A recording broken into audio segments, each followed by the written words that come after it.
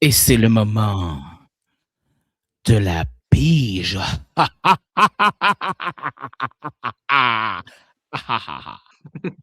Le dernier ha ha ha était pas très convaincu.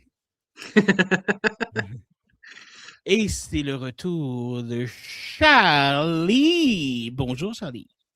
Allô! Toujours un Bonjour. plaisir. Toujours? Ben, quand on l'enregistre, oui, là. OK, mais sinon après ça. Moi, je suis le fun. Moi, je suis gentil puis je suis le fun juste pendant les enregistrements du podcast. Sinon, je suis le pire trou de cul que la Terre a porté. Non, c'est parce que tu as un gun à ma tête à chaque fois qu'on se voit. Ah, ben là, t'aurais dû me le dire que t'aimais pas ça. OK, tu t'aurais passé au Franchement. couteau. Exactement. Et tu es ici pour une nouvelle pige. Est-ce que tu es Oui, excité? absolument. Je tiens à préciser que depuis le début du podcast, tu es la personne qui a pigé les 2 plus vieux films de ma liste. Ah ouais. Ben, pas les plus vieux films de ma liste, mais les plus vieux films qui ont été pigés. Ah, Ouais. wow. Ben, écoute, Avec c'est bien parce que fut un temps, je n'avais pas de culture générale, puis là, j'ai de la culture spécialisée. de la culture de l'horreur, la meilleure culture qui existe. Oui. Est-ce que tu as un joker pour cette pige? Hmm. Halloween 2. Je sais. Lequel des Halloween 2? Parce que là, il y a 3 Halloween 2. Fait que Oui, là, il faut fair que tu enough. Halloween spécifies. 2, Rob Zombie. C'est Je pense qu'on a tellement bitch talk de Halloween 2 de Rob Zombie. J'ai l'impression qu'à un moment donné, il va falloir qu'on se fasse une édition spéciale juste pour le réécouter puis le Ah, je te pitcher. jure, je déteste ce film, mais I know. un point, un point tellement intense, là. En tout cas. Ouh, ah oui, si tu m'en parles, j'ai des frissons de dégoût dans le dos. Bref. Fait que c'est mon Joker. OK, excellent. Je n'en ferai ni une ni deux et je vais brasser la petite boîte. Yes! On ouvre la petite boîte. Je me sens comme dans Enfant Forme. Et on ouvre la porte. Rika-chika-chika, rika-chika-chika. Ah! Ah! Il me reste un petit papier dans les mains qu'on va C'est excitant, c'est ouvrir, excitant. qu'on va réussir à ouvrir. D'accord, d'accord, d'accord. Et tu viens de piger le film Nightbreed. Oh, what the Tu ne fuck? connais pas Nightbreed. Non. Donc, Nightbreed, c'est un film des années 1990, si je me rappelle bien. C'est un film qui a été écrit et dirigé par Clive Barker. OK. Celui qu'on reconnaît pour avoir écrit beaucoup de nouvelles sur lesquelles se basent, mettons, les films Candyman, Hellraiser, Ah! un auteur d'horreur là, qui est reconnu. C'est lui qui a écrit ce film-là. C'est quand même un très bon film. Moi, personnellement, j'aime bien Nightbreed, mais c'est quelque chose que c'est différent. Ouais. Je viens de voir le poster, puis ça me donne des vibes de Labyrinthe. Ouais, mais non. OK, on verra. Mais en gros, un des trucs que j'aime beaucoup de ce film-là, c'est que le personnage principal du film, son psychologue lui fait à croire qu'il est un meurtrier en série. Ce que tu dois trouver relatable. Non, moi, je suis Non. vraiment un meurtrier en série, c'est pour ça. Mais, OK, cool, intéressant. Oui. J'espère juste que ça va être mieux que Maximum Overdrive. Oui, oui, oui, oui, oui, oui. Nightbreed, c'est meilleur que Maximum Overdrive. Oui, oui, oui, oui, oui, oui. Ben, tu Oui, oui, oui, m'envoies oui. excité alors. Je Ben, suis vraiment heureux. mais c'est quand même pas un film qui est comme très connu. C'est un film qui a quand même son culte following, Cool, évidemment, mais c'est pas le film le plus connu du monde non plus, là. c'est bon. Toujours dans pour jouer un culte. C'est pas vrai. Envoyez-moi pas des pamphlets, s'il vous plaît. J'en veux pas. Parce que là, ça, c'est une grosse affaire que tu viens de dire, là. Je le sais, esti, la scientologie va cogner à ma porte. Et probablement, oui. En fait, je devrais peut-être pas dire ça parce que la scientologie va te défoncer ma porte. Ah, puis là, tu vas mourir dans d'atroces souffrances.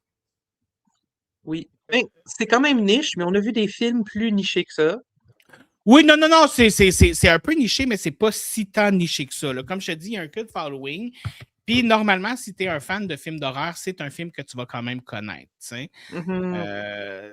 Ça fait partie un peu des classiques des connaisseurs, mettons. Ouais, on dirait que c'est genre, ah, j'ai vu Hellraiser, je vais aller écouter Nightbreed, genre. Un peu, ouais, un genre dans ce genre-là, un peu. OK. Et Mais sur c'est ce, cool parce que. et Oui. c'est cool parce que, Ben, c'est cool parce que c'est toujours une bonne opportunité de voir un film que tu n'as jamais vu. oui, mais moi, personnellement, j'aime vraiment beaucoup ça, voir un film que j'ai jamais vu, mais celui-là, je l'ai vu. Mais toi, tu l'as jamais vu, fait que pour toi, ça fonctionne. Donc, j'ai jamais vu les Hellraiser, fait que je me suis jamais rendu à Nightbreed. Les Hellraisers, il y en a des très bons, puis il y en a des très mauvais, là, ça faut se le dire. Là. Il y en a que tu te demandes pourquoi est-ce qu'ils ont appelé ce film-là Hellraiser. Il y a des Hellraiser que tu te dis, genre, ils voulaient faire un film, il n'y avait pas de budget, fait qu'ils se sont dit, on va mettre les Cenobites dedans, comme ça on va pouvoir dire que c'est un Hellraiser. Tu sais, c'est comme quand ils ont filmé Halloween 3 puis que ça avait fuck all rapport à Halloween. Un peu, ouais, mais s'il y a une raison pour laquelle Halloween 3 est comme ça, mais ça, va falloir que quelqu'un pige le film pour qu'on en parle. Et sur ce, nous allons chacun de notre côté aller écouter le film Nightbreed, parce que dans le fond, Ouh. on a-tu vraiment besoin de dormir?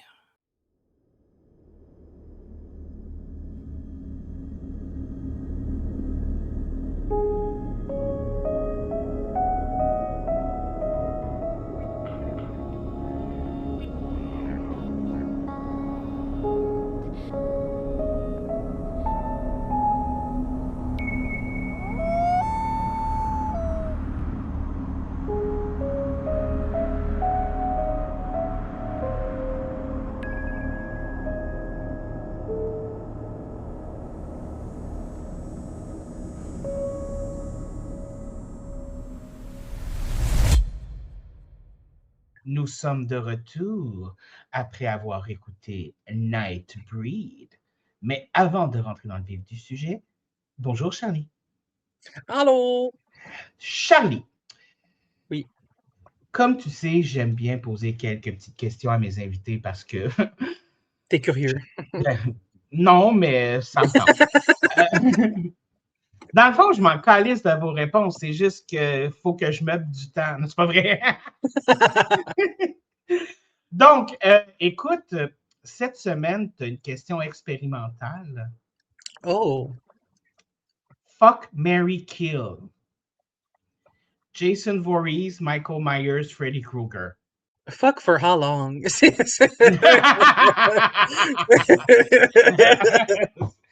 Um, C'est une bonne question dont je n'ai pas la réponse. ouais, hein? Oh. OK. Je vais y aller avec mon instinct. Mon instinct me dit fuck Jason Voorhees parce que ce gars-là bouge comme un arbre. Fait que you could probably much climb him. Tu pourrais grimper dessus puis faire tout ton fun. Je pense pas qu'il serait vraiment participatif, mais il serait là. OK.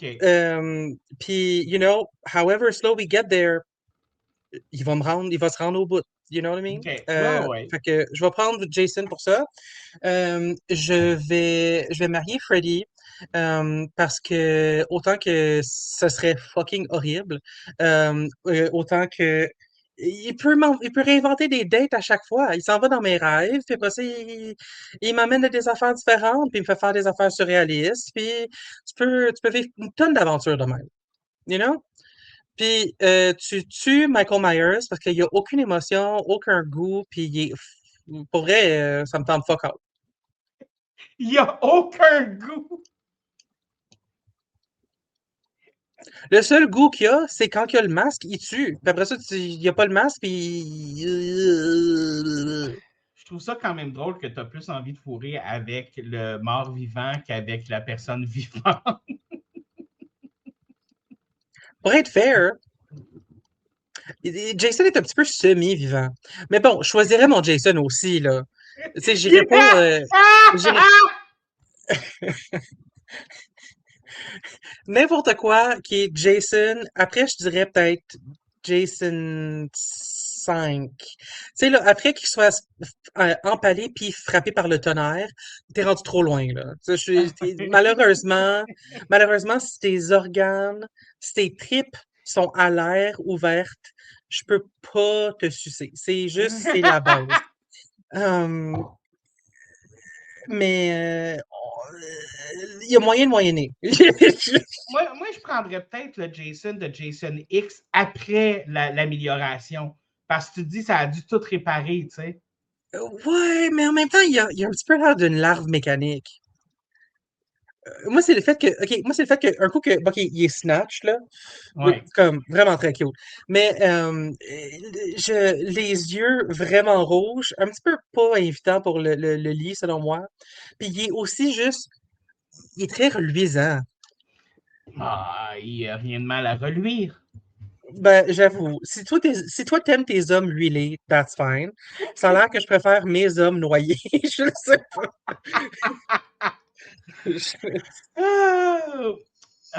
Et je demande aussi, je vais aussi te demander une Ouais. deuxième information. Est-ce que tu as un film que tu penses que je n'ai pas dans ma liste? Ah, ben oui, puis j'ai aussi une réponse expérimentale à cette question. I dare you. Est-ce que Wrong Turn the remake est dans ta liste? Ouais. Ouais, c'est dans ma liste. C'est dans ta liste? Oh, wow! Ouais. OK. Parce que j'ai finalement écouté, à ta recommandation, j'ai écouté cette série de films récemment. Puis pour vrai, plus j'y repensais, plus j'étais comme, pour vrai, le remake était meilleur que certains des films dans cette série-là. J'ai détesté le remake, là. Parce que c'est pas ce que tu t'attends, mais après ça, quand tu penses à comment ça a brisé le narratif, c'est quand même intéressant.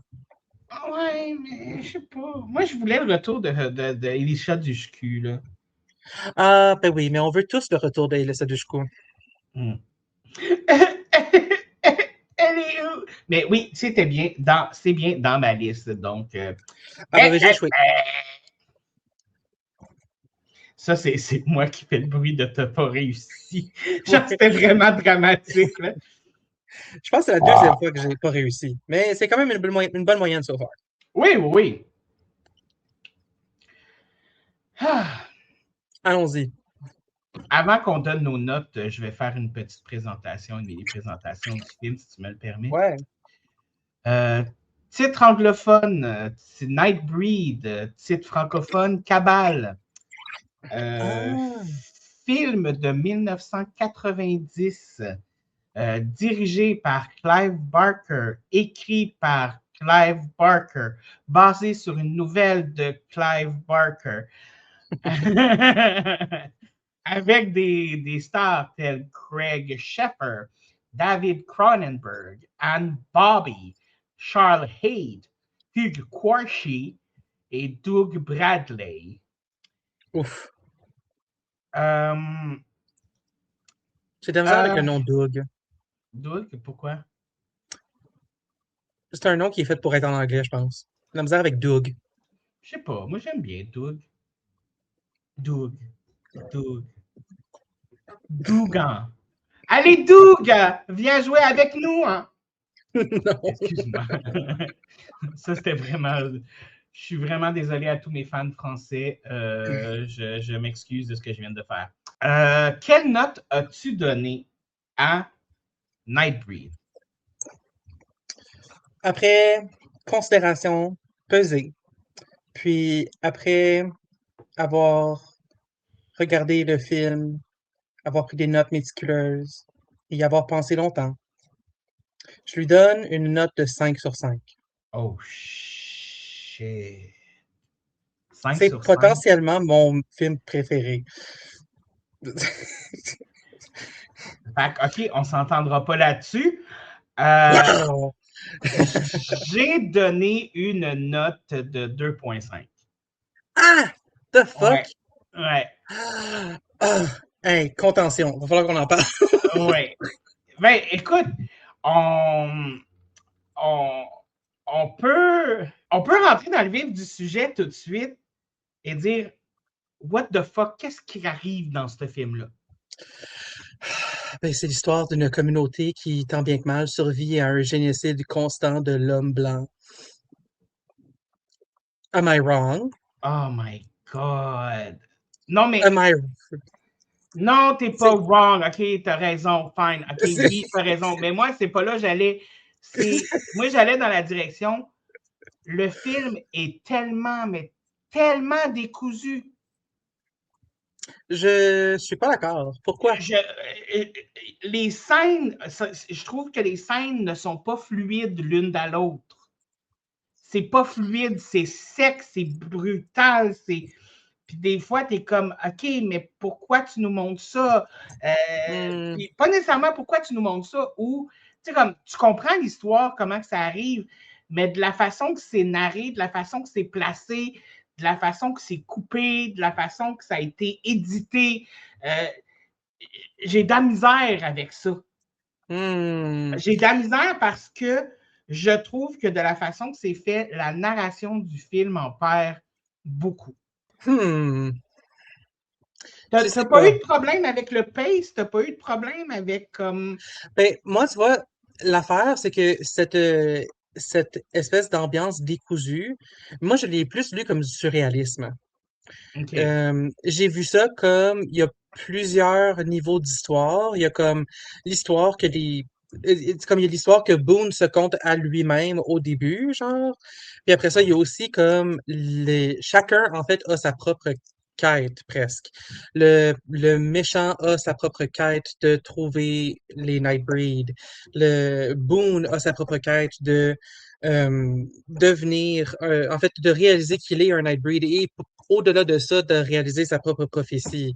Euh, Laurie est, mon Dieu, acharnée à aimer son chum, là, au-delà de toute raison. Mais Euh, ça aussi, c'est est-ce- une affaire qui m'a fait chier dans le film.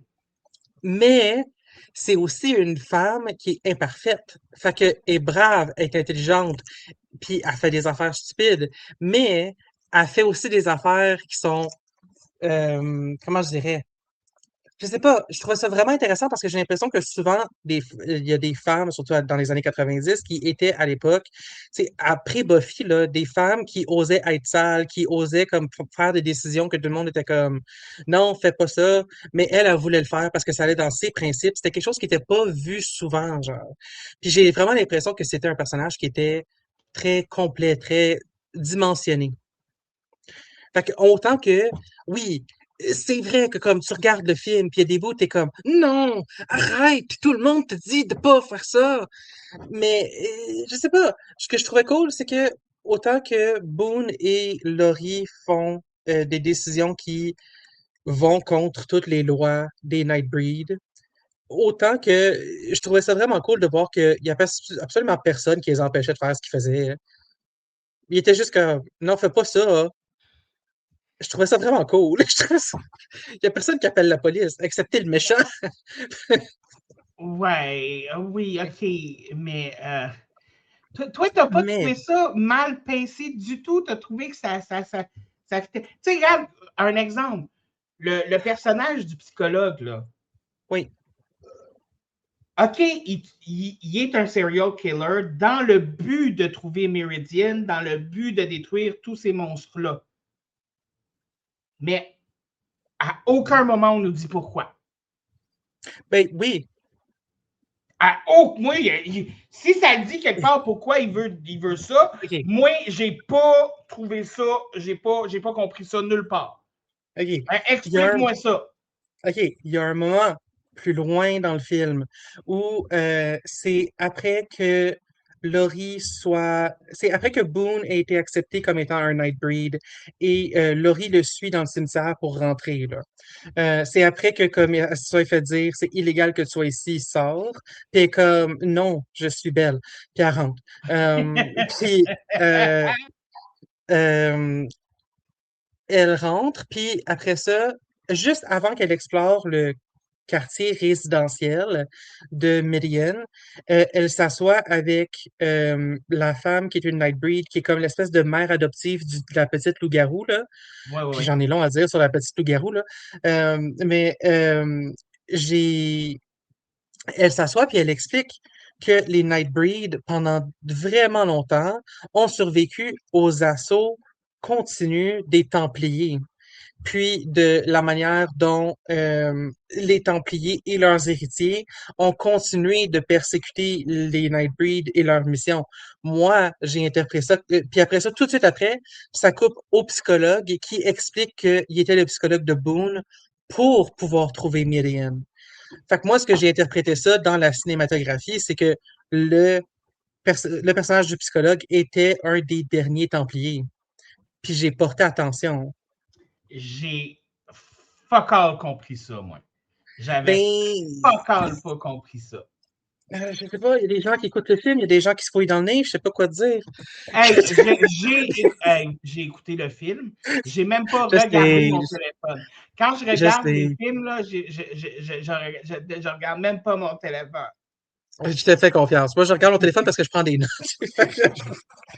Mais c'est peut-être aussi pour ça, parce que pour moi, la narration était pas décousue parce que justement, j'arrêtais pas de prendre des notes. Fait que je prenais le chemin narratif de chaque scène, puis je voyais comment est-ce que ça embarquait une dans l'autre. C'est peut-être juste ça aussi, genre, j'ai interprété le narratif au fur et à mesure que je le regardais, genre. Ben, l'affaire que tu as dit, tu sais, comme sur le côté de l'oppression, c'est quelque chose qu'il y a beaucoup de monde qui sont d'accord avec toi là-dessus. Mais tu sais, à la base, tu sais, comme Clive Barker, tu sais, qui fait partie de la communauté LGBTQ, ouais. Ouais. Puis lui, quand il a écrit la nouvelle à la base, il voulait justement faire une métaphore. Comme dans le fond, les monstres, c'est la communauté LGBTQ+. Genre, Ouais. LGBTQIA+, tu sais. Ouais, qui se Puis retrouve dans l'underground de la société, c'est là. ça Je parce vois vraiment la métaphore.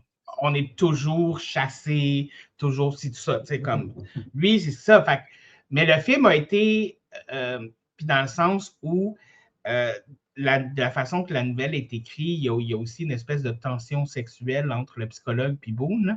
Mais ça, c'est une autre histoire. Là, c'est pas dans le film, là, mais en tout cas, bref. Non, mais c'est pas mal clair, là. Non, ben, j'en avais pas besoin de toute façon. Là. Hmm.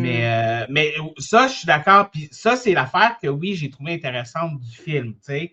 Oui, j'ai trouvé ça intéressant parce que, puis sans nécessairement que ce soit basé sur la communauté LGBTQIA, comme dont je fais partie, là, puis que tu fais partie aussi, là, mais juste sur le principe de base que ça peut s'appliquer à n'importe quelle minorité. Oui, N'importe quelle minorité peut se reconnaître dans l'espèce de communauté des monstres où ne serait-ce que même ceux qui passent pour des humans, genre, comme ne font pas partie de la communauté humaine parce que culturellement puis personnalitément, ils ne fitteraient pas dans le monde non plus. Fait que comme il y a quelque chose où ce n'est pas juste une apparence physique, ce n'est pas juste ça, mais aussi de quitter, commenter qu'est-ce que tu représentes puis qu'est-ce que tu es au final. T'sais. absolument. Puis je pense que c'est vraiment comme un parallèle qui est vraiment clair, en fait, là, entre les minorités visibles ou même les gens, juste les personnes au sein de la communauté qui sont vraiment plus visiblement queer. Je pense que c'est définitivement, là, c'est clair dans le narratif. Moi, je pense que la, la clarté, en fait, du vilain est vraiment très claire. Parce que, bon, là, pour un bref narratif, là, pour être capable d'expliquer, là, pour le contexte des Oui, auditeurs. oui. Euh, Boone fait des rêves bizarres, va voir le psychologue le gaslight. Boone rêve de meurtre, fait que le psychologue tue des gens pour que ça correspond au rêve. Pour faire Puis, croire à Boone et à tout le monde que Boone est un serial killer, quand dans le fond, Boone n'a jamais tué personne. absolument. Puis Boone finalement finit par être en cavale, puis trouve Midian, devient un Nightbreed et tout ça.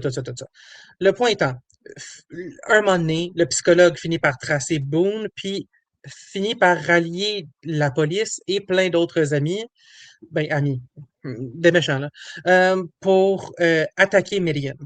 Ce que j'ai trouvé vraiment intéressant, c'est le moment où est-ce qu'il commence à rallier le prêtre. Parce que c'est là où est-ce que tu vois que, en fait, spécifiquement, la scène que j'ai en tête, c'est le moment où est-ce qu'ils sont tous sur le point d'attaquer Midian. Puis le prêtre réalise qu'il y a des enfants dans Midian. Et comme non, mais on ne peut pas s'attaquer aux plus jeunes parce que il faut avoir des limites pour notre âme. Mhm. Puis c'est là que le chef de police se tourne vers le prêtre et lui dit faggot. Oui. Puis c'est là où est-ce que cette scène-là, pour moi, a été le moment où est-ce que de manière le plus transparente possible, est-ce qu'on pouvait voir que le méchant du film, c'était très clairement, puis même pas une métaphore, juste comme straight up, c'était le l'hétéro-patriarcat blanc, la suprématie blanche contre les communautés marginalisées. C'était, ça ne se cachait pas derrière ça, genre. Puis c'était chrétien que de nom. Puis j'ai trouvé que c'était vraiment, pour vrai, en 2026, un narratif qui était nécessaire. Ouais. Puis je trouve qu'en 1990, ça a peut-être passé dans le beurre. Mais là, on est tellement rendu dans un extrême où est-ce que, pour vrai, j'étais comme, wow, mais c'est une révélation ce film-là parce que c'est tout ce que j'aimerais qu'un film soit. Parce que c'est autant un film qui, euh, en fait, ose aller contre les gens qui sont au pouvoir, puis nommer en fait les oppressions puis les violences qui sont causées, puis qui sont mises en place. Mais c'est aussi un film qui a amazing visual storytelling. Si le scénario est pas clair, tu ne peux pas me dire que le set design est pas immaculé, genre. C'est tellement c'est tellement méticuleux, même alors que Laurie se promène dans le quartier résidentiel, là, les effets pratiques sont tellement bien faits. Chaque monstre est unique. C'est quelque chose c'est des monstres qui souvent sont pas juste vus. Tu sais, tu dis Nightbreed. Moi, je m'attendais à voir des vampires. Il n'y a pas un crise de vampire dans la gang. C'est tous des monstres uniques comme tu verrais dans Charmed ou dans Buffy, genre, dans des épisodes vraiment niches. Puis, en plus, le body horror était vraiment là, genre. Puis ils ont tout fait ça avec des effets pratiques. Puis OK. le budget était vraiment bien dépensé. En tout cas, ça, c'est mon take. OK, c'est ton take. Mais je peux comprendre. OK, mais revenons un peu en arrière. Tu Oui, parles de excuse-moi. la beauté. Visuellement, oui, ça, je suis d'accord avec toi. Il y a beaucoup de belles choses dans le film. Mais encore là, j'ai trouvé ça inégal. À partir du moment où tu es dans Meridian, puis que tout ça, là, je trouvais ça beau, là, je trouvais ça bien fait, je trouvais ça travaillé, je trouvais ça pas. À partir du moment où tu es en dehors de Meridian, le setting, il faisait boboche des fois, là. Oui, mais je pense que L'hôpital, c'est boboche, oui, là. oui, mais c'est ça qui est la magie, en fait. C'est que Méliane est magique parce que l'extérieur, le monde où est-ce que l'oppresseur est, ne l'est pas. Fait que c'est là où est-ce que comme tout est boboche, tout est boring, suburbs, puis parce que c'est ça, c'est le visual storytelling te dit dans le monde normal où tout le monde suit les lois de l'oppresseur, personne n'est unique et rien n'est plaisant. So, tout est fucking drabe, tout est beige, puis rien est weird parce que c'est juste un monde normal, puis c'est juste un hôpital normal. L'affaire la plus fancy qu'il y a dans l'hôpital, c'est quand le gars se scalpe. Ah, ça, c'était cool, par exemple. Ça, j'ai aimé ça, cette scène-là. Mais l'affaire aussi, là, parlons du design des monstres que tu as parlé dans ton espèce de Oui, petite oui. explosion de. Ah, Encore une fois, je trouve que c'est inégal. Il y en oui, a que j'ai trouvé magnifiques. Mais il y en a que j'ai fait comme OK, tu as clairement été peinturé à la gouache, là. ouais. Fait que ça aussi, Il y ça en me. a un qui a l'air du père Foura, et comme c'est Oui, juste. mais moi, je pense à, je sais pas c'est quoi, tu sais, celui qui est un petit peu chubby, là. Il est un petit peu chubby, là, puis il est avec l'autre démon, tout avec les cornes noires, là, puis ils ont l'air d'être en Ouais, ouais, couple. ouais, ouais, ouais, ouais, ouais. Oui, Bon. oui, oui, oui. Mais je Le veux nom dire, vient pas, mais oui. son maquillage, j'ai l'impression que c'est du maquillage de cheap d'Halloween que tu achètes au Dollarama. Ça l'était peut-être. Mais oui, mais c'est parce que, tu sais, c'est là. Puis après ça, tu regardes la fille porc-épic, que t'es juste comme, my fucking God, que c'est beau, ce design-là. Je sais, j'ai littéralement dans mes notes, Madame Porc-Épic, tu es une déesse parmi les hommes. Tu es Mais ça. sérieux, ce design-là est malade. Tu sais, Oui. le personnage n'est même pas si important que ça, puis ils l'ont designé, puis même, ils ont donné un backstory, ils ont donné des skills de combat. Écoute, Oui, puis OK, là, je lance beaucoup de fleurs, puis t'as raison, il y a des effets pratiques qui sont pas super. Bon, le gars qui a l'air peinture à la gouache, je te le donne. Son design est vraiment pas super. Mais pour moi, rendu là, j'étais juste comme, ah ben, c'est pas tout le monde qui est cool. Puis comme, tu sais, il y a des gays plates, that's fine. And then you move on. ou le monstre avec son chien, que j'ai jamais compris c'était quoi sa monstruosité, là. Ouais, je pense que sa monstruosité, c'était qu'il y avait une. Moi, je l'ai compris comme étant un empathe animal, là, mais c'est pas OK. vraiment un monstre. Mais en tout cas, bref. Moi, j'ai compris que sa relation avec son petit chien, c'était comme lié à sa monstruosité. Genre. Oui. Mais un autre moment, en fait, où est-ce que le make-up était vraiment. J'ai fait une note parce que j'étais comme, oh, que c'est laid! Au début, là, quand Laurie finalement arrive à Meridian, elle arrive puis elle voit l'espèce de loup-garou dans le soleil en train de mourir. Puis là, sa mère adoptive est comme non, ramène-la dans l'ombre. Fait que là, elle ramasse l'espèce de comme bébé chiot lait vraiment bizarre. Elle le donne à madame. Puis après ça, la caméra, comme les deux, Laurie puis la madame se parlent. La caméra coupe entre la conversation, puis ça revient à un mi-chiot, mi-bébé. Après ça, un bébé vraiment fuzzy puis laid. Après ça, ça revient, puis ça coupe, puis c'est comme la petite fille avec plus de fourrure que d'habitude. Puis après ça, juste la petite fille avec son make-up normal. Puis j'étais juste comme, oh, c'est laid! Mais je trouvais ça, mais ça m'a fait plus aimer le film parce que j'étais comme, oh, c'est que c'est laid! Ah, ça t'a fait plus aimer le film? Oui, parce que je trouvais ça ridicule, je trouvais ça camp. Je trouvais ça camp parce que j'étais comme, c'est clair que quand ils ont coupé, ils étaient comme, oh mon Dieu, c'est pas beau. Mais ils ont choisi le fait de garder ça laid. Je trouve que c'est des choix qui ont été faits. C'est ça l'affaire. C'est que j'ai pas vu ça comme des imperfections, j'ai vu ça comme des choix éditoriaux. Des mauvais choix. Well, c'est ton podcast, c'est ton opinion, puis c'est ton droit. Genre, comme, je suis juste pas d'accord. Moi, je trouve que le narratif, autant au terme du décor, puis au terme de l'histoire, se suit du bout à l'autre. Est-ce qu'il y a des affaires qui, OK, j'aurais Non, peut-être changé ça suit l'ordre. pas! Puis le personnage là, de sa blonde, là, genre, elle Oui, a-tu une autre personnalité que de l'aimer? c'est une chanteuse. Pas une très bonne chanteuse. Hey, moi, là, T'es- la toune au complet dans le film, la toune qui dure 5 minutes, hostie que j'avais hâte que ça David! finisse. David! OK, mais de un, t'as la musique, là. De deux, de deux, moi, ce que j'ai trouvé ça vraiment cool parce que, pour vrai, je l'ai écrit dans mes notes. Ça me rappelait Charmed puis Buffy.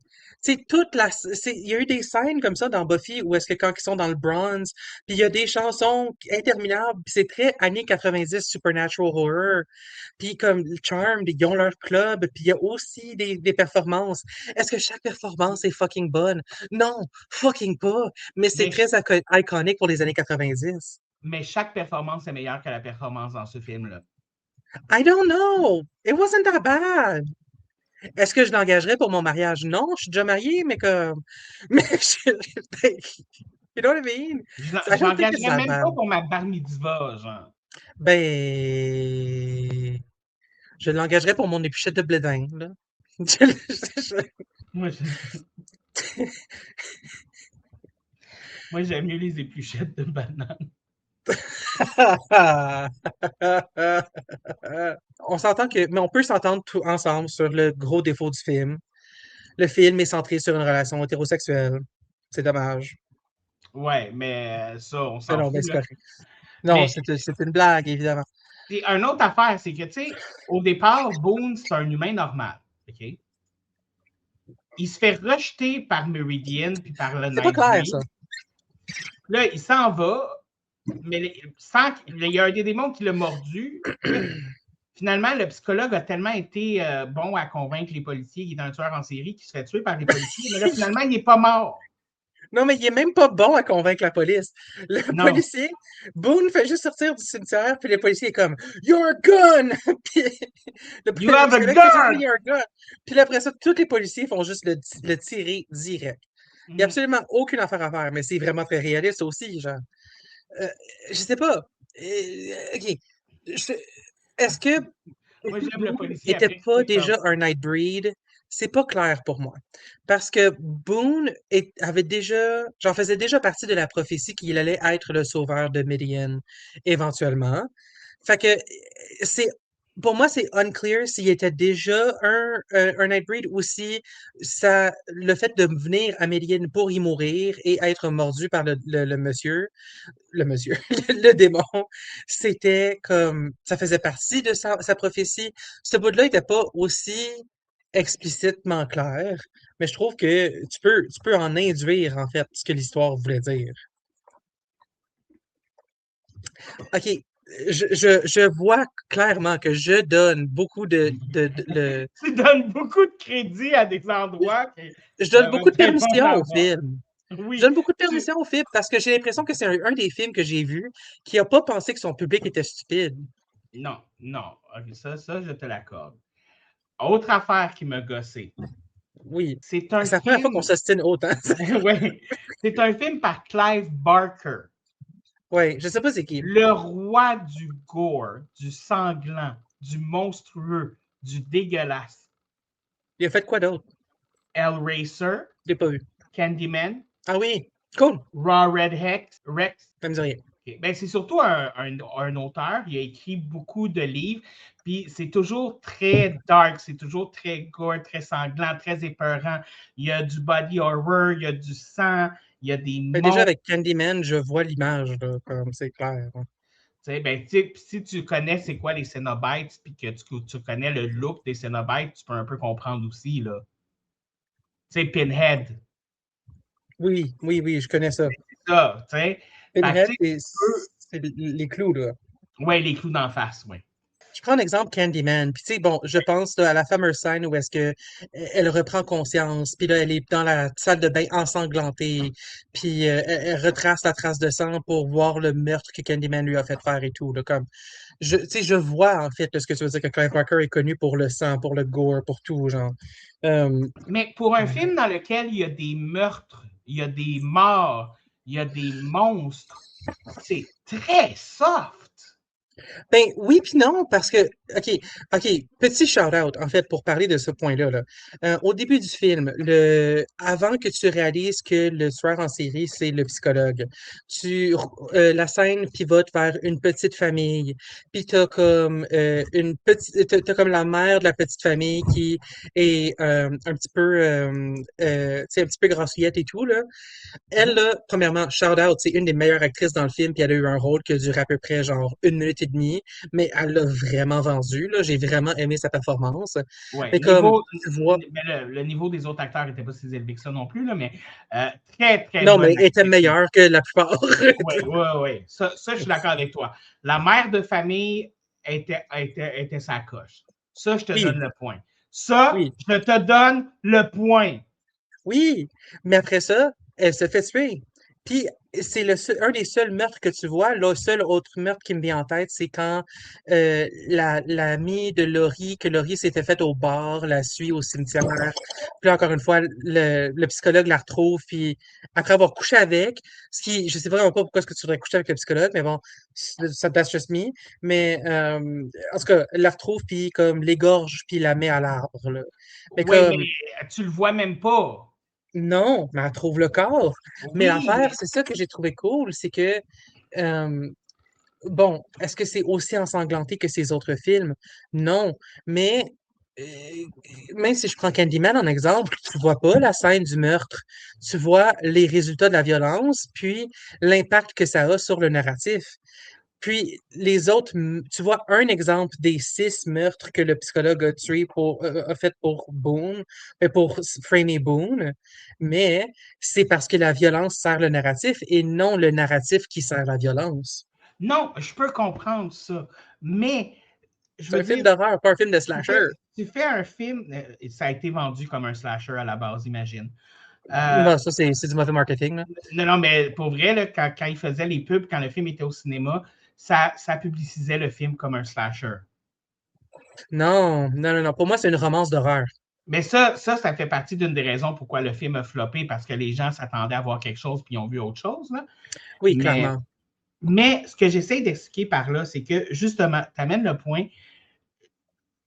le film ne prend pas son public pour des imbéciles. Oui. OK? Et il faut que tu analyses plein de choses pour comprendre selon ce que tu m'expliques. Il faut même que tu pousses loin. Il faut même que tu pousses très, très loin pour comprendre certaines choses. Mais déjà à la base, le thème que tu amènes dans ton film, la façon que tu as coupé ton film, la façon que tu présentes ton film, tu n'as pas fait un film tout public. Pourquoi softener la violence pour l'adoucir, pour le rendre plus grand public quand déjà à la base, ce n'est pas le public que tu as choisi avec toutes tes autres décisions? Parce que la violence n'est pas le point. Non, la violence n'est pas le point, mais ça reste réaliste. Oui. Comment je dirais? J'ai pas eu l'impression que la violence a été adoucie. J'ai eu l'impression que la violence faisait partie de. Comment je. Attends, laisse-moi formuler mon point, là. La violence appartient aux méchants et non euh, aux héros. Parce que le point du film, c'est pas vraiment que Laurie et Boone ont une violence à survivre. C'est pas ça le point. Le point est pas nécessairement que bon, autant que Boone s'est fait tirer, puis bon, ça c'est sure. La violence à ce moment-là était tournée vers Boone. Mais au-delà de ça, le rôle de Boone n'est pas de d'échapper à un tueur qui vient le chercher lui. Le but de Boone était d'être l'appât. Oui. Comme la violence en tant que telle, pour moi, elle n'était pas adoucie parce que la violence qui entourait guetter l'appât était pas nécessaire parce que la vraie violence, c'est l'attaque en masse qu'il y a eu, où est-ce qu'il y avait plein de pyrotechnie, de meurtres, de la chorégraphie de bataille et tout, parce que la vraie violence, c'était le génocide. C'était pas les meurtres individuels qui menaient au génocide. C'était la violence systémique qui était importante à retenir et pas la violence individuelle. Non, mais je peux comprendre ton point, mais même là, la scène de la guerre entre les humains et les monstres, là, au bout du compte. Sure. OK? Même ça aurait pu être beaucoup plus comme. Parce que justement, OK, un des principes qui explique dans Nightbreed, OK, c'est que les Nightbreed ne conviennent pas à la société d'aujourd'hui. OK?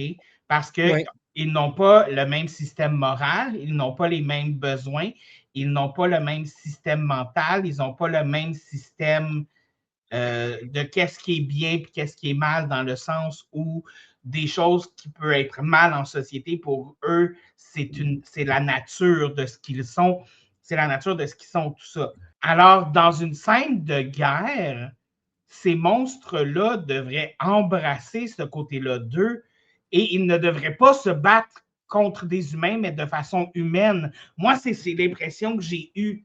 J'ai trouvé que les monstres se battaient de façon humaine contre les autres humains. J'ai de la misère à voir le cas parce que quand moi je me rappelle de ça, je me rappelle de la dame porc-épic qui tuait comme énormément de gens avec ses pouvoirs. Oui, mais La dame loup-garou qui. Et la loup-garou qui était une loup-garou. La dame qui. En fait, ils ont tous utilisé leur pouvoir pour tuer des gens.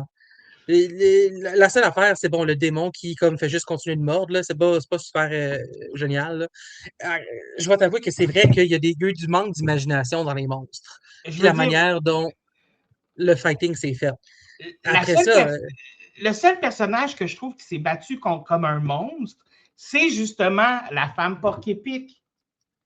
Elle a utilisé tout ce qu'elle est, tout ce qu'elle représente, tout ce qui est sa propre nature dans son fight. Elle a utilisé son corps, elle a utilisé sa beauté, elle a utilisé son poison, elle a utilisé ses pics. C'est la seule qui a utilisé parce que j'ai de la misère à dire ça de même, là, mais c'est la seule que je trouve qui a Sa utilisé monstruosité, là. sa monstruosité à son plein potentiel. Oui. En même temps, je trouve que, puis ça, c'est encore une fois, c'est mon opinion, mais je suis là pour ça. Fait que je pense que faut aussi prendre en compte que quand quand l'attaque a commencé sur Meridian, la réaction, en fait, des Nightbreed, c'était, on peut pas se battre, on va tous mourir. Ou juste comme il faut s'enfuir, il faut abandonner, il faut faire quelque chose. Mais comme la plupart de ces monstres-là, au jour le jour, ne se battaient pas. Ils étaient pas en train d'embrasser leur monstruosité, ils étaient en train de se cacher à la seule place où est-ce que le démon Baphomet leur avait dit qu'il allait être correct. Je sais, mais en même temps, c'est tellement cette monstruosité-là qui les rend plus forts que les humains, qui les rend, je m'excuse de dire ça comme ça, supérieurs. Fair? Tu Oui. sais, je veux dire, si dans la Dans toutes vie, les- Oui, dans la vie, là, oui, toi, là, oui. OK, t'as un Disons que je suis estomac gay, qui là. s'ouvre Ouais, et qui peut justement. lancer des tentacules. Ouais. Un gars vient pour essayer de te péter à gueule dans un bar. Hmm. Il va-tu manger les tentacules pas mal profondément un peu partout dans ses trous? Ça dépend. Est-ce Ben, que moi, je veux me donne-moi faire des pogner? tentacules puis je remplis des trous en esti. Eh ben, oh, oh, oh, oh, t'as dit ça sur caméra. Rough. T'as compris ce que je voulais dire? Oui, oui, oui, oui, tous les sens. Euh, je sais pas. Ok, ok, moi je Moi puis reprends ça. Ch'toulou, le même combat. Viens à moi, Kraken. Je sais pas, parce que moi je vois ça comme, tu sais, il a fallu les motiver. Puis tu sais, il a fallu les laisser comme, je sais pas. Ça dépend. Ok, l'affaire c'est que, est-ce que tu veux que je vois ça comme l'histoire que le film m'a présenté, ou est-ce que tu veux que je vois ça comme le film que ça aurait pu être? Parce que si je vois ça comme le film que ça aurait pu être, c'est vrai que ça aurait vraiment pu être plus monstrueux. C'est vrai que ça aurait pu aller beaucoup plus loin, d'avoir comme encore plus de monstruosité, tu sais. Si je Mais regarde ça pour le film que c'est des gens qui sont réprimés dans leur société souterraine, puis qui ne se laissent même pas être monstrueux au jour le jour parce que ils- c'est la seule place où ils peuvent être. je comprends ton point. Je comprends ton point entièrement. Puis moi, j'en connais des gays qui se battent pas, là. You know what I mean? Si on va sur l'image que c'est non, mais c'est vrai, si on va sur l'image que les monstres, c'est une allégorie pour la communauté queer, Mhm. et c'est pas tout le monde qui va comme embrasser son homosexualité pour se battre. You know what I mean? Non, je comprends ce que tu veux dire, mais c'est que moi, je ne suis pas capable de faire abstraction, en fait, Oui, de ce que le film aurait pu être. Pourquoi? Euh, absolument. j'ai lu beaucoup des livres de Clive Barker, j'ai lu beaucoup de Ah, ses fair. histoires. Je sais, je connais le style de Clive Barker, OK? Oui. J'ai vu le côté narratif de Hellraiser, j'ai vu le côté narratif de Candyman, et même de films un peu plus moins connus, plus boboches, tu sais, Raw Red Hex, il n'y a pas grand monde qui a vu ça, là. Mais ce que j'essaie de dire par là, c'est que c'est dur pour moi de ne pas faire abstraction de ce que Clive Barker représente, de ce que Clive Barker est, versus ce que j'ai vu devant moi, ce que j'ai vu comme film. Mhm. C'est dur pour moi de séparer ces choses-là. Oui. Puis, tu sais, l'affaire, c'est que je ne pense pas que c'est une mauvaise histoire. Je pense pas que c'est un mauvais film. Mais le film a trop de lacunes pour que j'aie pu l'apprécier comme j'aurais pu. Hmm. Faut dire que l'affaire, c'est qu'on est rentré dans ce film-là avec des attentes extrêmement différentes. Parce que tu Oui. as une connaissance de Clive Barker qui est beaucoup plus haute. Fait que toi, tu es rentré là-dedans en te disant que c'était un film de Clive Barker. Moi, je suis rentré là-dedans en me disant, en n'ayant que vu le trailer, en fait. Puis je me suis dit comme, ah, wow, ça a été au-delà de mes attentes, au-delà des attentes que le trailer donnait, genre. Mais l'affaire, c'est que, tu sais, puis je vais être, encore une fois, pour question de transparentitude, de transparentité, Transparence. de transparence, merci. Par question de transparence, quand j'étais j'ai vu ce film-là quand j'étais plus jeune.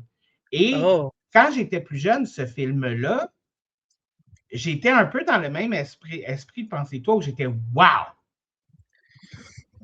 Wow! Et le fait aussi, peut-être que c'est ça qui m'a buggé aussi, de ne pas retrouver ce wow-là. Je pense que ça aussi, ça a une incidence sur la note que j'ai donnée. C'est que tu as comparé aussi le film, non seulement à tes attentes, mais avec ta nostalgie. Ben oui, avec la nostalgie que j'avais, puis peut-être parce que la façon que j'analyse les films aujourd'hui, c'est pas la même façon que j'analysais les films à l'époque non plus. Là. Veux pas, j'ai vieilli là, du haut de mes 28 ans. Donc,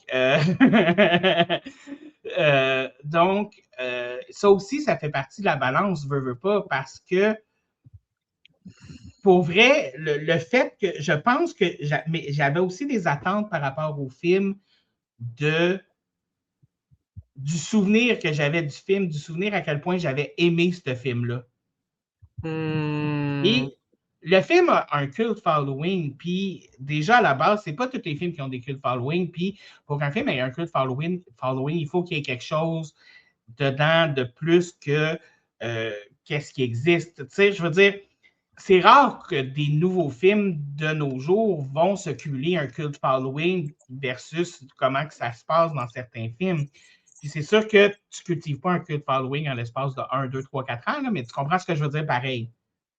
Ben oui, je comprends. Je pense que, tu sais, je prends un exemple. Ben là, en même temps, j'ai vu le documentaire de Rocky Horror il y a pas longtemps. Fait que j'ai ça en tête là, quand tu me parles d'un film avec un cult following. Puis, je pense que un des essentiels, en fait, pour devenir un film culte, c'est d'être un film qui appelle aux gens à la marge. Puis je pense que c'est ça, en fait, qui rejoint autant Nightbreed que Rocky, genre. Parce que c'est les deux, en fait, viennent te chercher puis viennent te dire comme Hey, t'es un petit fucké, viens-t'en, you know? Hey! Hey, toi le jeune! Ouais, toi qui fumes des clopes en dessous des escales, tu viens. Toi qui aimes porter des jeans, des manteaux de cuir et des t-shirts, mais des fois pas de t-shirts. Oui, toi qui as des trous dans tes pantalons, viens-t'en. Tu sais, mais je pense que c'est ça. Puis je pense qu'aujourd'hui, un film culte serait extrêmement dur à recréer parce que je pense que, bon là, je m'avance là, mais je pense que à l'ère des réseaux sociaux, les gens à la marge se trouvent une communauté sans avoir à se rallier autour d'un film. Les gens vont apprécier le film, mais vont pas s'y attacher de manière aussi identitaire que ça se serait fait dans les années 90, dans les années 70 et so on, genre. J'ai trouvé intéressant la manière dont Baphomet était une statue, slash aussi peut-être vraiment le démon, mais pas clair. Mais j'ai trouvé ça un petit peu je sais pas, j'ai vraiment l'impression que comme la fin est en train de comme monter vers une suite qui n'a jamais été.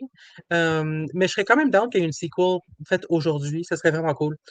Mais je dois avouer que Baphomet, c'est pas clair parce qu'il a l'air d'être une statue qui est comme nourrie par quelque chose, tout ça. Mais à un moment donné, Baphomet dit à Boone, trouve-moi. Oui. Je me dis, s'il dit trouve-moi, c'est que c'est pas réellement Baphomet. Ouais. En même temps, il dit trouve-moi, protège-moi de mes ennemis, puis trouve le truc. Mais en même temps, c'est parce que la statue, toute Méliane est sur le bord de s'effondrer. Fait que moi, je me disais, ah ben, ça, c'est n'est qu'un avatar de Baphomet, puis il va avoir un autre avatar à quelque part, genre. Ouais, Euh, peut-être que ça. mais Mais c'est l'affaire, c'est que moi, ce que je me disais, c'est que ça peut pas juste être une statue parce que la statue saigne, parce qu'il utilise le sang de Baphomet pour être capable de euh, transformer les gens en Nightbreed ou en tout cas les révéler comme étant les Nightbreed qu'ils sont. Un truc que j'aimerais vraiment aborder, c'est le pattern du prêtre. J'ai trouvé ça vraiment intéressant parce que le prêtre se fait appeler pour, ajouter une espèce de sanctité, en fait, à la violence qu'ils vont faire contre Midian. Je pense que c'est un petit peu une manière de, comme, se justifier un petit peu comme n'importe quel mouvement de suprématie blanche va se justifier par la chrétienté ces temps-ci, là. Je pense surtout aux États-Unis en ce moment. Que je Puis, tiens à préciser qu'on présente tout d'abord comme ne croyant plus en Dieu et étant devenu un alcoolique. oui, ben c'est ça. Mais encore une fois, même lui, dans sa chrétienté, il était plus, il était pas il était pas honnête dans sa moralité, en fait. C'est ça l'affaire. Il Mhm. était déjà comme, Dieu l'avait déjà comme crissé là, or whatever. Fait que je pense que c'était vraiment intéressant parce que comme, tu sais, on le rencontre le prêtre est en prison, là. Il s'est embarqué dans cette histoire-là vraiment que pour les optiques et à peine, là. Puis éventuellement, bon, là, après ça, le prêtre se retrouve un petit peu de morale quand il est comme, ben là, tu peux tuer autant de monde que tu veux, mais je mets ma ligne à des enfants. Là, c'est comme des boys, hein? C'est pas super. Puis après ça, il se fait traiter de fif. Puis après ça, il continue. Puis c'est à ce moment-là, je pense qu'il y a eu un bout, je pense que c'est justement après que la dame Porc-Épic tue une gang de gars. Là, lui-même finit par se rallier, en fait, à l'idée que non, c'est tout de méchant. Fait que là, il s'en va, puis il s'incurse comme à rencontrer Baphomet au fond de Midian, right? Ce que je trouve vraiment intéressant là-dedans, c'est que quand le prêtre a essayé d'invoquer Dieu pour se battre contre Baphomet, ce qui est essentiellement un gros blasphème, considérant que même lui ne croyait plus en Dieu, là, Baphomet a, l'a aspergé de son sang, essentiellement transformant le prêtre en Nightbreed. Puis j'ai trouvé ça vraiment intéressant. Puis tu sais, je sais même pas exactement où c'est que j'en viens avec ça. Parce que l'affaire est que l'entièreté des Nightbreed est une métaphore pour la communauté gay. Le prêtre se fait traiter de fif, puis éventuellement se fait transformer en Nightbreed. Il y a quelque chose là-dedans qui vient me chercher parce que du moment où est-ce que c'est confirmé que c'est rendu un Nightbreed, c'est là qu'il devient purement génocidaire puis qu'il lui-même s'embarque pour être le vilain pour n'importe quelle épopée future qu'il y aurait dans ce monde-là, genre. Parce que, à cause de ce qu'ils ont fait de lui, il veut toutes les détruire. Oui, puis il y a quelque chose là-dedans sur le fait de, tu sais, comme l'espèce d'allégorie pour l'homophobie internalisée là-dedans, qui est vraiment, je trouve ça poignant quand même. Puis je trouve que c'est le fait que ce soit lui qui est en fin de compte comme le seul survivant des vilains, puis qu'il soit comme le prochain Big Bad, j'ai trouvé que c'était vraiment, il y avait quelque chose de crunchy à retenir dans cette notion-là. Euh, Où c'est que je m'en vais avec ça? C'était pas mal la fin de mon point. Puis, j'ai trouvé que la bataille de chorégraphie était vraiment très bonne tout le long, par contre. Tu sais, je pense surtout à la scène où est-ce que euh, Boone puis le psychologue se battent sur un pont de corde. Je pense que c'était comme vraiment intéressant, la manière dont c'était fait. Puis, et je pense aussi qu'il y a quelque chose de cool avec le fait que bon, Boone est un monstre et tout, mais comme tu le vois pas se battre avant la fin, en fait. Jusqu'à ce qu'il soit contre le truc. Son, son, son trajet de héros est en fait relié à la manière dont il est capable d'inspirer les gens à prendre pour eux-mêmes leur propre pouvoir en leurs mains, genre. Puis pas à être le héros qui s'en va tuer le dragon. Tu sais, c'est le héros qui s'en va comme va, hey, dragon, viens. Non, non, ça c'est Shrek. Mais bref. euh, Tu n'as point aussi le dragon?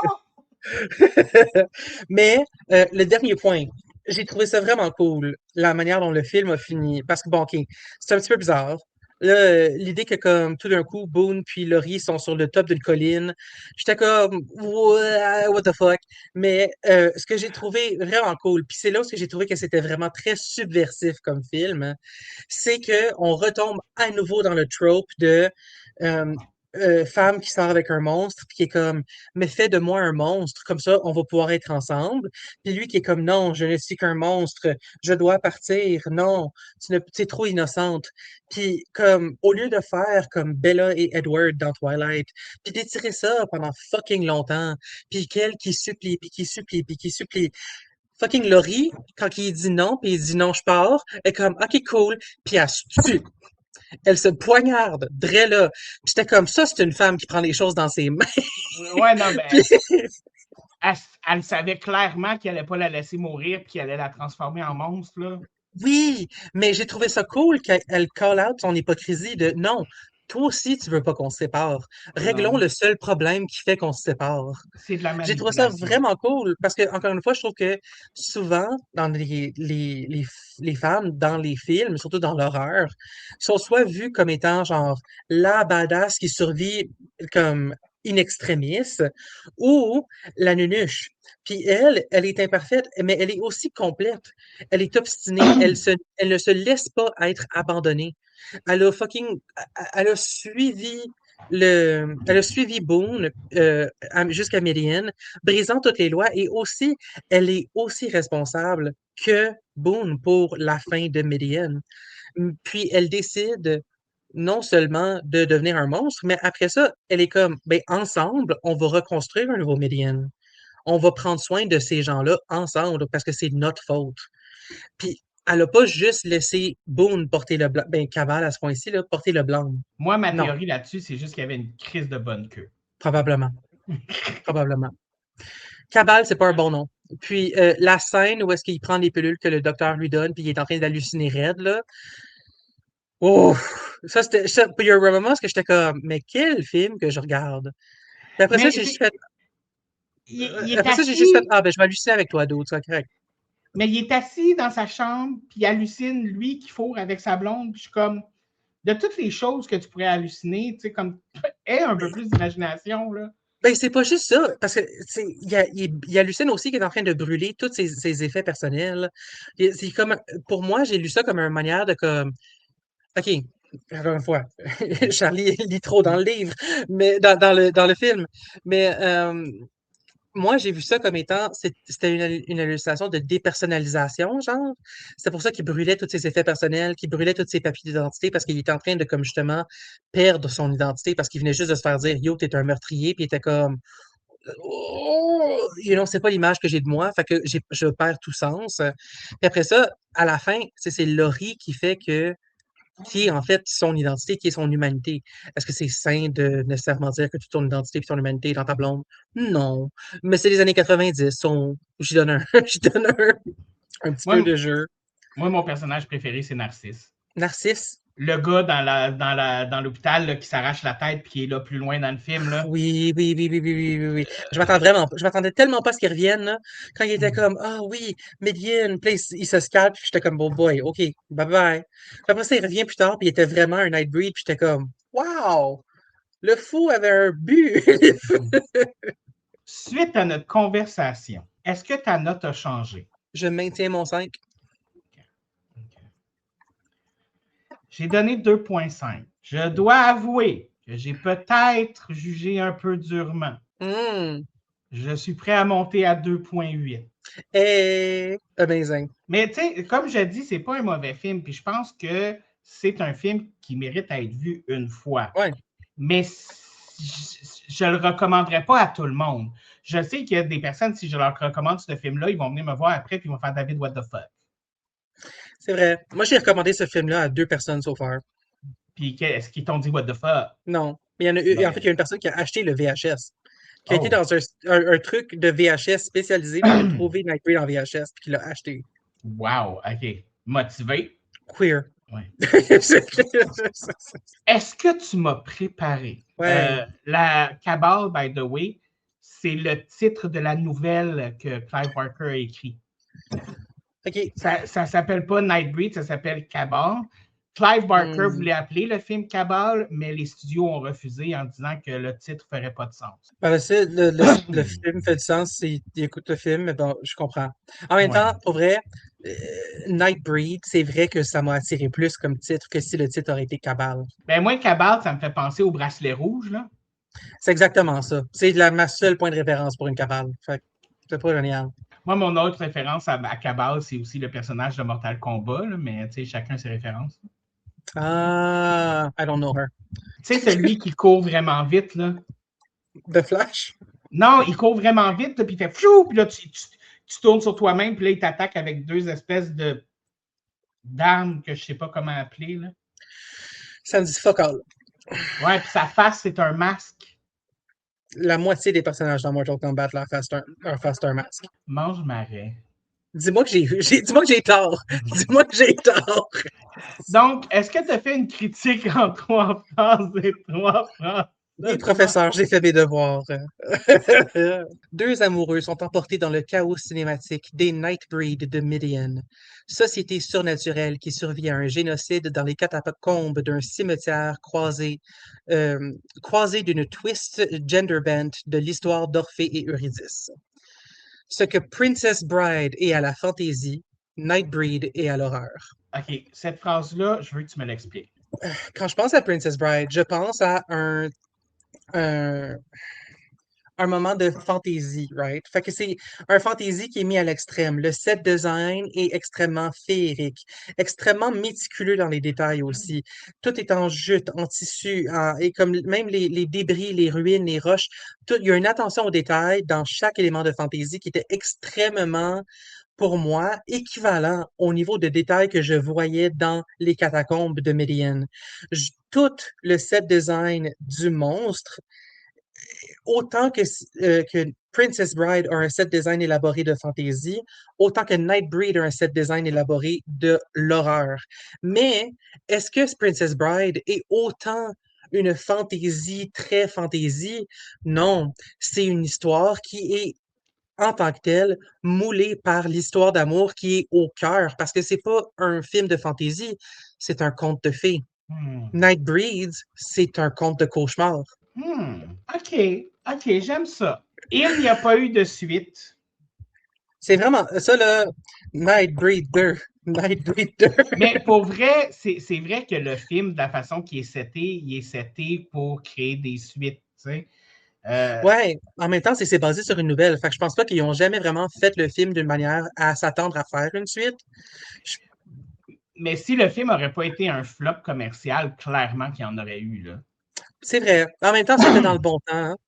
Mais, tu sais, je pense que, pour vrai, je pense que Nightbreed était à l'avance un petit peu trop, mais juste de quelques années, genre.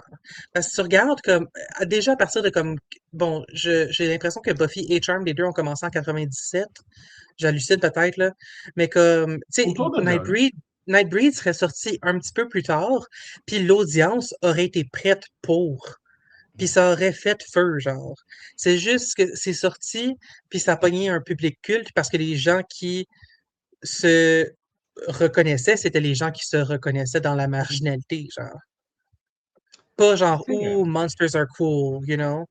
En même temps, there's no witches, there's no vampires, ce qui sont aussi 2 gros draws de Buffy puis Charmed. Fait que ma théorie tiendrait peut-être pas avec l'appeal international puis très public, en fait, que ces monstres-là ont.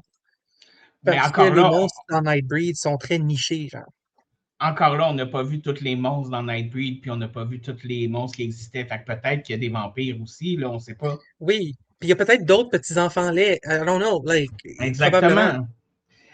Mais petite chose que peut-être que tu n'étais pas au courant, mais en 2018, Sci-Fi avait parlé qu'ils allaient développer la série télé Nightbreed. Wow! C'était censé être écrit par un gars que je connais pas, là, Josh Stolberg, qui a fait Ok.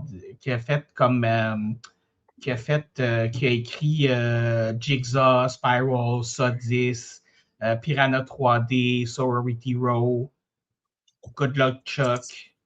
Ok, c'est très hit or miss que les affaires que tu me dis là. Ouais, c'est ça. C'était Jigsaw. censé être écrit par lui.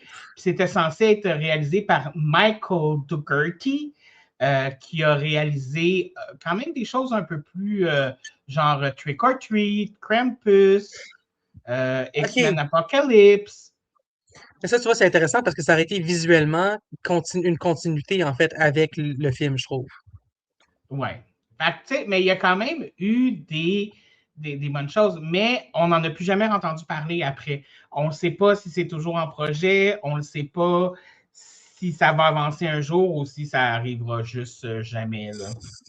Mais aujourd'hui, j'ai l'impression qu'on est rendu tellement loin de Nightbreed 1990.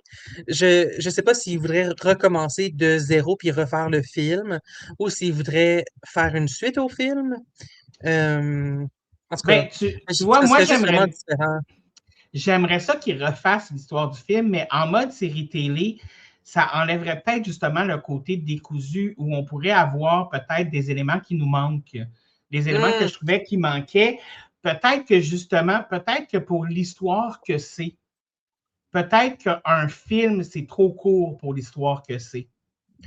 C'est vrai que c'est supposé être c'est un film qui est un petit peu compté comme une épopée, genre. Puis là où est-ce que Princess Bride se permettait d'être décousu, c'est que c'était une histoire racontée à un enfant. Fait que comme ça pouvait se permettre de skipper une coupe de scène parce que t'étais comme ah ben ils ont avancé de quelques pages, tu sais, ou ils sont rendus au prochain chapitre, quelque chose comme ça, genre. Ben, peut-être que oui, cette espèce d'ambiance décousue, ça apparenterait mieux à un narratif épisodique, genre. Toi, est-ce que tu aimerais mieux un remake du film, une suite au film ou une série télé? Hmm. Je pense que, ben, en fait, l'affaire, c'est que c'est un petit peu un mix des deux. C'est que je préférais une suite au film qui est une série télé. OK. C'est que moi, j'irais pour, OK, maintenant, on est 25 ans plus tard, ben, I guess 35 ans plus tard, ben, 36, bref, on est 40 ans plus tard. On est 40 ans plus tard, puis on est rendu, tu sais, comme, on est rendu dans le nouveau Médiane. Puis, il y a comme une espèce de regard régénérationnel sur où est-ce qu'on en était depuis, où est-ce qu'on en est aujourd'hui. Je pense qu'il y aurait peut-être un- une affaire intéressante dans la série télé d'aujourd'hui, si on fait ça, de comparer, en fait, la violence de ce moment-là à, comme, je sais pas, moi, les néo-nazis qu'il y a aujourd'hui, disons, là. Là aussi, mais moi, je trouverais qu'un remake en série télé serait euh, intéressant, c'est que justement, le monde dans lequel on est aujourd'hui est tellement le setting parfait pour ce genre de série-là. C'est tellement le setting parfait pour, pour montrer ce qu'ils veulent montrer. Tu comprends ce que je veux dire? Oui, tu sais, je pense que on a essayé OK, un exemple de films qui ont essayé de reboot dans cet esprit-là, c'est Star Wars. La nouvelle trilogie de Star Wars se voulait justement bon, il y a un nouveau mouvement qui a été basé sur l'Empire, une espèce de nostalgie de l'Empire, où est-ce que c'est pire et tout et tout. Mais c'est aussi pas le fanboy, whatever, de l'Empire nuit en fait à la construction du mouvement, whatever. Le point étant, je pense que ça a été bien fait, c'est un comparatif, mais là, j'ai l'impression que Star Wars était très décousu parce qu'à quelque part, comme, je sais pas, je pense que comme, vient un bout où est-ce que tu pouvais pas relier autant les Jedi, là, disons, là, à l'oppression qui est vécue, tandis que je trouve que les Nightbreed, la manière dont c'est bâti, que le lore est fait, la mythologie, en fait, se prête vraiment à mieux raconter, en fait, ce type d'histoire-là. Je pense que ça vaudrait vraiment la peine d'être fait aujourd'hui. Puis je pense que, comme, pour vrai, ça gagnerait. En même temps, là, Là, je toi, sais tu viens de pas. voir le film, fait que t'es hungry pour une suite. Ben oui, puis non, parce que je sais pas si j'ai besoin d'une suite. Je l'aime de même. J'ai pas nécessairement besoin parce que l'autre problème avec une suite, c'est que je suis comme, s'ils font une suite, ils risquent de le scraper. Puis c'est ça l'affaire. Parce que aujourd'hui, les gens qui auraient l'argent seraient pas mal plus en train de faire comme non, on adoucit le vilain chrétien. Tu Ah sais, ouais. si ce film-là était refait, il serait fait à Hollywood en 2026. Ça serait toned down pas mal, ouais. Ce serait toned down pas mal, puis beaucoup de tout ce qui était très attirant à propos de Nightbreed, la censure massacrerait en fait l'impact que le message devrait avoir. Et sur ce, nous allons nous quitter ici, retourner chacun à notre vie, à nos films d'horreur, parce que, dans le fond, on a-tu vraiment besoin de dormir?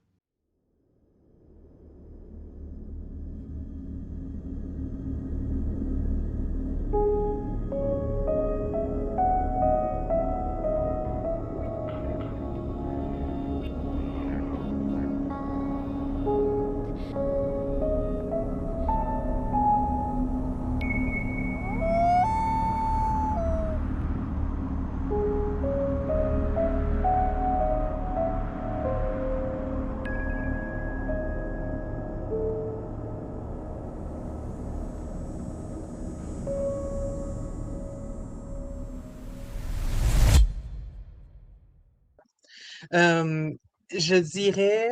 Mais là où est-ce que t'es crissement dans le frame en ce moment, on va dire. Moi, ce que j'ai vraiment aimé, c'est l'hésitation. What are you doing? Oh my god. This is the most homophobic thing you've done. Moi, ce que j'ai aimé, c'est l'hésitation où elle s'est levée et j'ai vu dans sa face, genre, je suis dans le frame. Oui. Qu'est-ce que je fais? Well, there's your TikTok clip. OK. Ah! That was a good one. C'est quoi j'ai entendu? Ma voix. Non, mais il y a une femme qui a parlé. No, I said that was a good one. Non, il y a une femme qui a parlé avant que tu dises good one. Elle a dit quoi? Je sais pas. But literally no one said anything.